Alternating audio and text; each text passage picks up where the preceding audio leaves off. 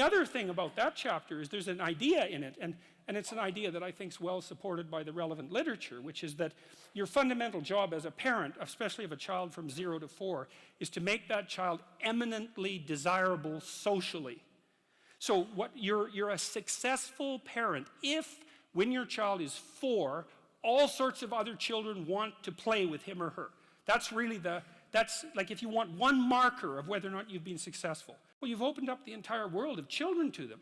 So because they know how to play, which is a very deep knowledge, and it starts to become inculcated probably at the breast, and certainly in the course of rough and tumble play at about 2 years of age. Like a well-socialized kid, if you know anything about kids, is you can take a 4-year-old and make a little play gesture at them, and they'll smile right away and start playing, just right now. And that's what you want for your kids. And then everywhere they go, other kids like them and will include them in their play, and play is the way that children develop. And so if other children include them in their play, then the children develop. And the poor kids that don't get befriended at the age of 4, the literature on this is crystal clear.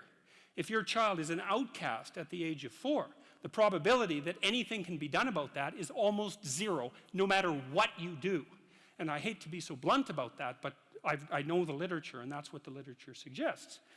And then the other thing is, if you don't allow your children to engage in dislikable behavior, then adults will like them, because adults actually like kids. You know, one of the things I loved about having little kids in Montreal, I lived in a poor area in Montreal. There's a lot of rough guys around there, and we used to roll our daughter around in a stroller, and these rough guys, you know, like, God only knows what they were up to. They were rough-looking guys. You know, we'd roll our daughter by them, and they'd like smile, and they'd crouch down and make little goo faces, and you know, they were.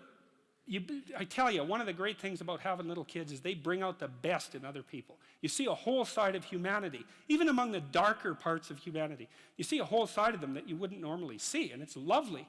And the thing is, if you're good to your kid in the real way, you can help them maintain that tremendous attractiveness that they have as young children, and to respond to adults properly, like a puppy that wags its tail instead of growls and, you know, goes for your ankle. And then wherever they go, adults welcome them and teach them things and pat them on the head and smile at them genuinely, instead of saying, oh my God, here comes that couple with that goddamn brat again. You know, which is that's a horrible thing to do to a child, because then everywhere they go, all the goodwill is false. You know, there's nothing that you can do to someone that's more terrible than to put them in a world where all the goodwill directed towards them is false. That's a terrible thing.